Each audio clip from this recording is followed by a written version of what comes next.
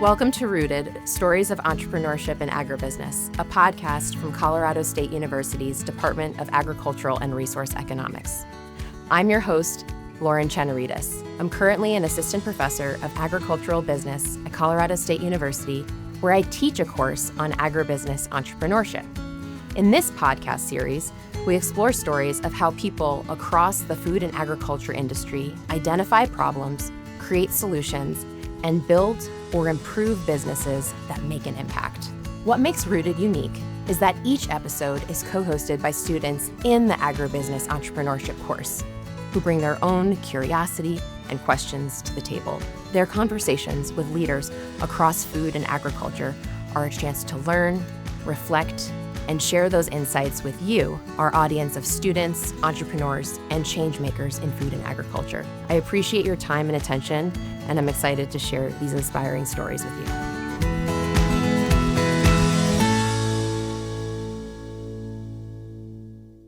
All right, I'm joined today by our student co-hosts, Alex, Jaden, and Savron's going to be joining us in a little while.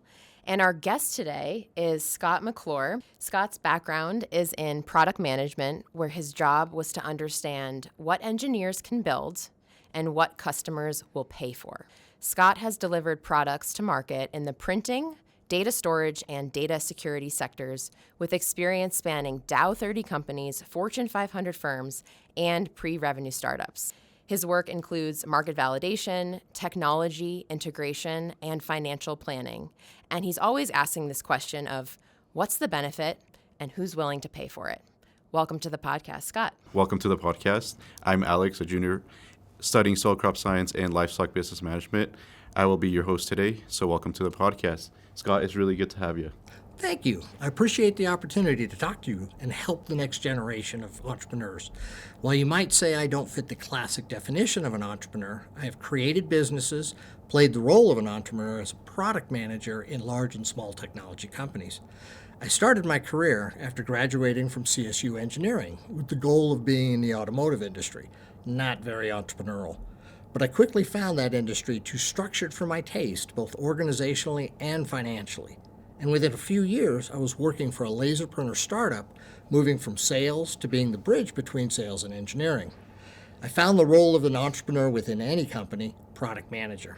Product managers are often called the business owner of a product, and to satisfy my hands-on curiosity, I also started renovating houses. Awesome. That's so cool. I think, honestly, you started, what I'm hearing from you, Scott, is like you started with, a more clear path for an engineer, it sounds like. You started going to the automotive industry, and then the fact that you found that a bit too structured for your taste, maybe, navigating into another role and found that you have this sort of entrepreneurial calling within you. Would you say that that's true? Very true. Yeah. And one thing I will say, in the 80s when I graduated, engineering was a structured course. Mm-hmm. The concept of teaching anything entrepreneurial was entirely foreign. So I'm really excited about these kinds of things. I wish this had been around when I was going through CSU, because I think I would have recognized my good and bad habits much sooner. And so much of what was structured in our curriculum, we have very designed pathways. You're trained to be an engineer. These are the kind of, you take these courses, you can line up these employers. And so the fact that you were able to navigate that and then find your calling to be the entrepreneur is really great, because that's what this course is all about, is really just finding what does entrepreneurship mean, not just in starting your own company, but also working within an organization. It sounds like product manager really allows for that sort of intrapreneurial mindset. Very much so. Yeah. Correct. And that's one of the things I love about Scott. He's like very multidisciplinary, and we've learned a lot about him, and that really dives into our next thing here. So today we'll be diving into one of the most fundamental challenges in business, the question of how to transform a complex idea into a product that customers are not just willing, but eager to pay for. Scott, it's a pleasure to have you. Like I mentioned before, I think you bring a lot to the table. Briefly, I would also like to have my co-host introduce himself, Jaden. Good morning, guys. My name's Jaden. I'm a third-year agricultural business major. Scott Like I mentioned before, your background's very diverse, spanning engineering, like we mentioned before, also real estate and business ownership. Today, in short, we're talking about the secret to creating true business value. I'm super thrilled to be a part of this conversation. I really like the question we're exploring this morning, how to turn an idea into something people truly value. Obviously, it's pretty central not only to business success, but to innovation in food and agriculture as well. Before we dive in, I'd love to build on what Alex just said about your diverse background. You've worked across several industries that don't seem immediately connected, from high-tech storage to real estate to consulting. How have those different experiences shaped the way you think about value creation? Thanks for asking about different industries, because one common misconception in both large corporations and entrepreneurship is that industry knowledge trumps the skills, the management skills. In reality, history has shown that the need to think like an entrepreneur is common across multiple markets, multiple industries, and you can acquire the industry experience, but you need to start with an entrepreneurial skill set specific to your situation. You create value by solving problems that couldn't be solved before. This statement is independent of any industry, market, or technology. Arguably, it turns the question around. If you understand the problem and you have the ability to solve it, you've created value. But you need to be able to see the big picture, to understand the technology, to understand the customer's methodology, and to understand the existing ways to solve the problem.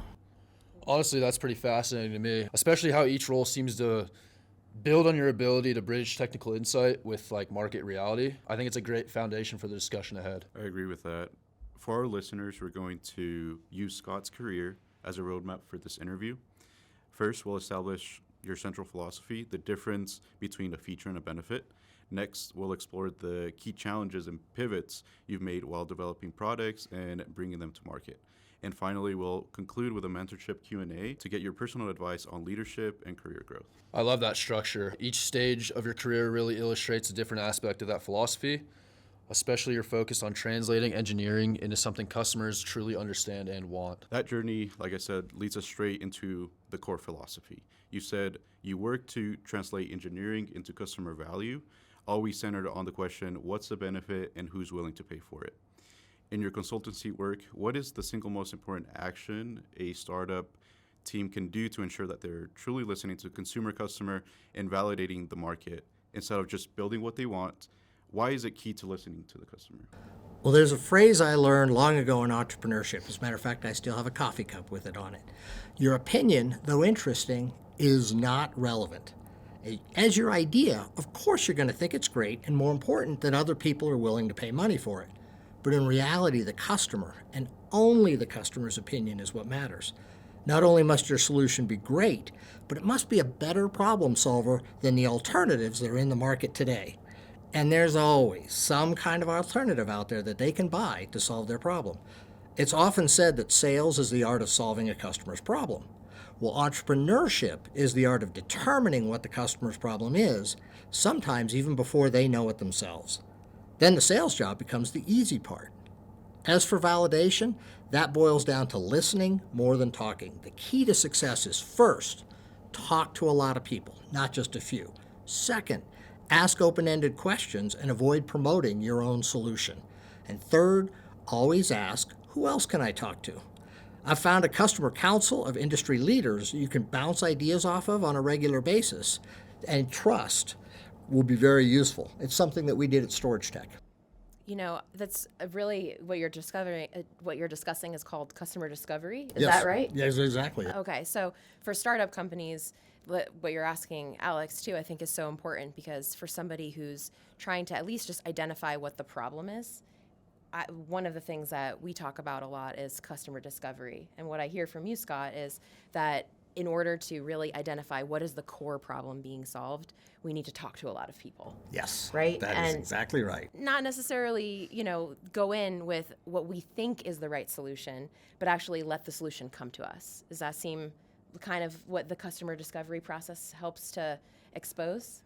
Very correct. And I'll even make it even more succinct. It boils down to shut up and listen. That is the biggest challenge.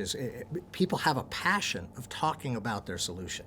And what we need to do is get out there early before we spend a lot of time and money and say, okay, here's what I think. more focused on what's your problem, and then let them go on and explain what's making them angry, and so that you can figure out how to fix it. Yeah, fascinating. Customer discovery. Very simple, very succinct. You're Very absolutely simple, right. a big bang for your buck. Yep. To me, that makes perfect sense. You're describing a process that's part communication, part empathy, and you're understanding both what's technically possible and what people actually need. I think a lot of our listeners will recognize how critical that balance is, even beyond tech. I agree. And if I could add something, I think the validation process is just so important. We touched about a little bit about just listening more than doing the talking. And I think a lot of startups, that's one of their, I think 50% is what one of their pitfalls, or what they fail on, is because they market themselves more so than, finding their market. So, and that goes straight into our next stage of our podcast here. You've been a product manager across different high-stakes industries, and you've said, we don't want features, we want benefits. Let's focus on the challenge of viability. In your experience, both with major companies as an advisor for startups, and success often hinges on a critical pivot. Could you share an example or a story from your career, perhaps a notable change or near miss at a company where a product was technically strong, but you had to step in and fundamentally shape the messaging or strategy to find the true customer who would be willing to pay for it? Good question, and you're absolutely right. Learning to pivot or being aware of a pivot is absolutely critical as you're moving through this process. In the early 2000s, I was hired by Storage Tech to develop the next generation of enterprise-class tape drives. The assumption at the time was that lower volume, significantly higher priced drives, we're talking 10 times what a commodity product would cost, were reaching the end of their useful market, and the lower end commodity drives would be functionally comparable to enterprise class, products made only by Storage Tech and IBM. But we started talking to our customers, and we found there were 2 or 3 unique key characteristics they were willing to pay for, a lot more for. We gathered the data, quantified the number of customers, and took this information to Pat Martin, who was then the CEO of Storage Tech. And we convinced him to invest significantly more money, several $1 million, in another generation of enterprise-class tape products. This market exists to this day as a division of Oracle, with roughly $500 million in revenue since we brought these products to market. In addition, while developing this product, we talked to customers and found out that there were some critical data security issues that are now well known 20 years later, and were not being addressed in the market. We did the market research again, quantified the need, and we ended up delivering the first generation of data at rest encrypted storage devices. As part of the project, we also learned the importance of delivering a complete solution independent of schedule. As is often the case in complex projects, we were running late, missing deadlines, and there was a strong push to meet the schedule and drop features to do so. Another old adage in product management is you can't sell a 3-wheeled car in a 4-wheeled market. You don't get 3/4 of the market if one axle is stuck in the dirt. In the end, we pushed the schedule instead of trying to deliver less than a viable solution in the original amount of time, and were very successful when we did. So I want to ask a follow-up question on this. So when you were going through that process, you're in the company and you're having to adjust your timeline. And so my question to you is, what was the support structure like within the company to ensure that you were able to deliver the product without rushing, without urgency, so that you could meet the needs that or meet your goals of designing that product? It was a non-trivial challenge. Really? Yes, because generally, most people within an organization, you find vertical organizations within a corporation. They have their deadlines. In this case, it was development, had some financial incentives to meet certain deadlines. Project management, entrepreneurship, I think one of the reasons you hear more about it in smaller companies than large is because it's a top-down push. I had the support of top levels of management when we sat down and listened. This wasn't an emotional conversation, this was a financial one. And without the support of the top of Storage Tech, I believe we would have shipped the product early. Yeah, that's incredible. And it could cost so many. I mean, what would you have ballpark? What would the cost have been? I'm not sure the product ever would have been successful. Yeah. As I was talking to the head of development at the time, I said, you never get a second chance at a first impression. Mm-hmm. If we deliver an inferior product, and then IBM delivers a superior product, it is much harder to recover from that than waiting an extra quarter or two and delivering slightly behind IBM, but delivering a better product.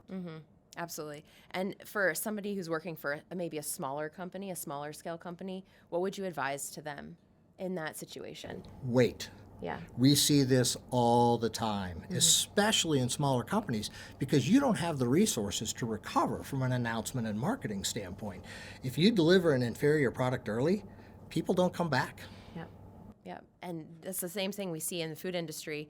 Repeat customers are so important for food businesses that are competing in a very saturated market. And you're talking about tech, so it may not be as saturated, but it's dominated by very large players. And people have, I imagine, very strong loyalties to their suppliers. They have strong loyalties to software. They're training people to use these things, and the cost of switching, I can imagine, is really high for these companies who are buying from certain suppliers. So that just really rings true. In classic marketing, the argument is always it's so much cheaper to retain the customer you have than to steal the customer you want. And we often forget that in other portions of the company.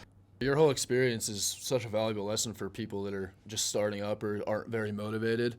It really shows how product development isn't just about the product, but it's more about people, persuasion, and like your perspective. I agree. I think so far we've talked about validation, customer discovery. I do want to zone into more of the agribusiness side as well in entrepreneurship. So how do farmers think like entrepreneurs? I think farming is an excellent example of entrepreneurship. As I mentioned, entrepreneurs need to think like a business owner. And what farmer doesn't? Especially small farms, where you need to wear multiple hats and there are so many variables outside of your control. Not just your markets, but things like the weather and other unconstrainable situations. So looking at the big picture of technology today, how can tech fill those gaps and help the farmer's bottom line? I break new products into two categories, home runs and base hits. A home run is something that no one has thought of before. It's generally driven from engineering, like when VisiCalc was invented or the first laser printer. They can be hugely successful and game-changing and generate a lot of income. But, like home runs, they are rare and prone to failure when tried. On the other hand, taking existing technology and moving it into new markets, such as taking industrial farming projects to the small farmer, those are base hits. Far more frequent, far easier to deliver, far less risk. Just in our small group, we've discussed several opportunities that are only now cost effective, and we've already discussed the key that is talking to the customers and the markets first. Exactly, and I love your input because I personally work with drones, remote sensing, sensors, and a lot of the times there's not a lot access to them because of the cost. Drones, especially remote sensing like multispectral imagery, there is a cost to that, and sometimes farmers can easier access would be like satellite imagery where it's free and more easily accessible, and they might, depending on what their operation is, they might not need a $10,000 drone to map their field. So my question is, would lowering costs and maybe even drone technology allow for improvements? Drone technology is an excellent example of using new technology to bring down costs without fundamentally redesigning the process a small farmer would use. Drones and low-cost continuous sensors, they'd likely deliver far more accurate information and reducing the guesswork that smaller farms have to do today. Just 5 to 10 years ago, this technology would have been out of reach of all but the largest farmers. This doesn't require us to change the farmer's methodology, simply to provide more accurate data at lower cost. That's super interesting, especially your point about overcomplication. Sometimes the real innovation is simplifying how we deliver value and not adding more layers of technology. All right, we're joined back now with Savron. So Savron, welcome. Hi, hello everyone. My name is Savron. I'm an agricultural business major, originally from Uzbekistan, where it's located in Central Asia. Also, Savron, it's glad to have you here. Scott, that tying back into what we talked about throughout our podcast so far, all the advice is incredibly valuable. Now, as a team leader, coach, and teacher, you focus heavily on developing people. This next segment is an opportunity for me and other students listening to get some personal mentorship advice. Your insights have shown us that while principles like customer validation are universal, their application often changes based on the market. That leads us perfectly into our next perspective. Savron, from your experience coming to the U.S. to study agribusiness, what key differences have you observed in the approach to entrepreneurship and innovation in the ag industry back home versus here? When I compare entrepreneurship in agriculture between Uzbekistan and US, I notice some clear differences. Back home, entrepreneurship has really started to grow up since 2016. Before then, Uzbekistan mostly focused on selling cotton, raw cotton, but after our second president introduced new policies for cotton recycling and textile manufacturing, things began to change. The government started giving more opportunities to young business owners. For example, 2018 was the year of support for active entrepreneurship and innovative ideas, and 2024 is the year of young and business support. Uzbekistan is also growing fast as a business hub. Half of Central Asia's population lives there, and the demand for processed food is rising. The country has a great trade access to nearby markets and even high-income regions. It's now attracting more investors and creating new chances for young entrepreneurs. On the other hand, here is the US.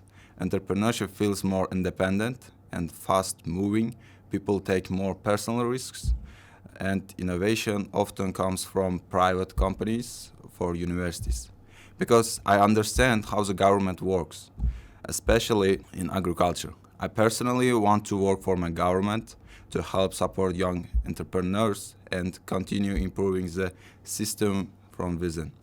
Speaking of innovation, Scott, what kind of ideas or technologies do you think can help make agriculture more innovative in developing countries?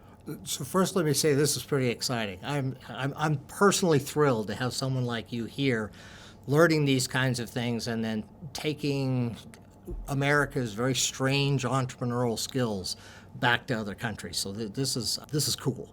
It's an excellent question. As we discussed earlier, entrepreneurship is a methodology and a mindset which can be done in startups or large corporations.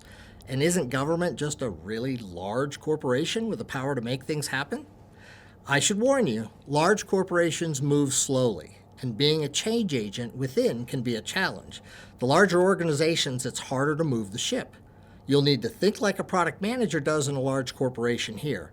And that's actually a good book on this topic called The Innovator's Dilemma, written all the way back in 1997. It focuses on the challenge of being a change agent within a large corporation, focused on actually developing products that wouldn't naturally evolve within the organization itself. One key to success is just when you talk to the markets, you are not just talking to the customers. So in this case, your customers will often be your bosses. Bring data to provide your point. Remember that your soft skills to speak the language of those you need to convince. And with these skills, I think you'll learn here and take back home with you to Uzbekistan. You'll be very successful. That's such an important question. And Scott, when you think about the soft skills, which one has surprised you the most in its the importance, something that maybe didn't seem critical early on, but turned out to be essential later in your career? This is an excellent question, and it should be noted that when startups are evaluated for funding, the quality and diversity of the team is just as important as the solution itself. You need to make sure you have a broad set of business skills, marketing skills, and if appropriate, manufacturing and channel delivery, etc. One of the advantages of a smaller startup is you have the natural focus on the product to succeed. You still bear the risks of one group, often development or sales, overruling the logical risks of other critical functions needed to be successful. We talked about that when we were discussing the push out at Storage Tech. When I was at IBM, They were famous for building great technical solutions, but they had a bad habit of building great products and very few companies wanted to buy or were very expensive on completion. It was part of a core team, or I was part of a core team that developed IPDS for Printing Systems Group up here in Boulder. Similar to where each project we put together a diverse group of people from engineering, manufacturing, supply, Marticle, all the vertical organizations within IBM that needed to make the product successful. The team had to agree as a group at each major step of the process to proceed with a high-level review and sign off on it. After time, this became an industry standard for cross-functional solution development teams. Another suggestion around building these high-performing teams is to look at the different skills within each team member. There's a variety of ways to quantify this. One I prefer is from Gallup called StrengthsFinder. It's a personality test designed to break down each person's strengths and weaknesses in a way that you can address individual personality gaps for a high-functioning team. I'd also recommend this as an individual learning tool because it tells you what you're good at and to focus on those skills and mitigate what you're not so strong on instead of using your time, your limited time, to improve what you're not strong at. Mm-hmm. Yeah, so I just want to follow up on this real quick too. So, thinking about what I'm hearing you say, Scott, thinking about putting together teams, it's not that any one person is going to be able to have all the characteristics that they need, the soft skills, the hard skills, all the things to run a business. You need to have a good team that has complementary skills. And I love the suggestion about the Gallup StrengthsFinder, where you get to take an assessment, you learn a bit more about yourself and what your strengths are, and then you lean into those strengths. And then you find those people with the complementary strengths that may be a weakness or maybe not as strong for you to help assemble the right group of people. So great suggestion, Scott. Thank you. Yeah, definitely. I think what this portion of the segment is what's so valuable is because maybe startups right out of the bat and entrepreneurs not thinking about the global market right away. They might be thinking of capital and their product immediately in startups, but definitely farmers and definitely for growth, there is an opportunity to think about the global market and to understand that as well. I think it's very important. So, Scott, this has been an incredibly insightful conversation covering everything from product strategy and market validation to human skills needed to lead a team. Before we close, let's discuss capital. It's definitely a question that I think a lot of young entrepreneurs have and people that want to start their own businesses. So when you first launched your business, what was the initial source of capital that got you off the ground? And what are the biggest challenges you faced in securing that first round of funding? With regard to capital investment, I'll give the advice we give entrepreneurs now.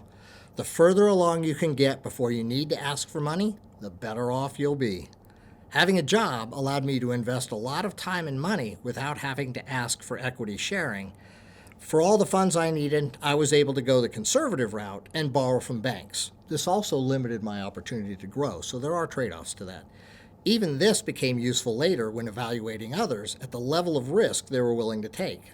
I would often talk to people. We talked about entrepreneurship being a mentality, and I would sit down with people who had made changes in their career, and I'd look them in the eye and I'd say, you willing to put your house on the market or as a backup for your investment funding? The look on their faces would give you an idea of how much they're an entrepreneur. If you're raising for investment capital, I've been saying for decades there is plenty of money in the world. If your idea isn't finding investors, it's more likely a problem with the idea or the team than a lack of capital in the market. If you want to pursue this further, CSU Ventures is a group inside the university where you can look at different ideas, and they're very good at helping you get patents. Indosphere is here in Fort Collins at the north end of town, and they're a good one outside the group. And if you're looking for significant capital investment, Rocky Venture Club down in Denver is another place to look. That's great. Yeah, we talk a lot about incubators, accelerators, other what's the ecosystem of entrepreneurship within the northern Fort Collins area. And I love the suggestions: Innosphere, CSU Ventures, and what was the third one? Rockies Venture Club. They're Rockies actually based Venture out of Club. Denver. They are the largest, no, not largest. They are the oldest capital investment organization in the U.S., and they're based out of Wow. Denver. Amazing, amazing. Yeah, I mean, the fact that you took going through debt financing with banks and smaller loans, that's something that we talk a little bit about too, of just, at what point does it make sense to pursue bigger sources of venture capital, especially for startup companies who may oftentimes just start with bootstrapping.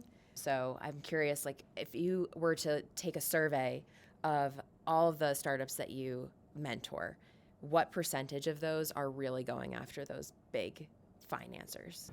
Everybody's always looking for money. Yes. So I will say, since you're in the university program, a lot of federal grant money, which is non-dilutive, is a great place to start. Again, CSU Ventures is where you would look into that.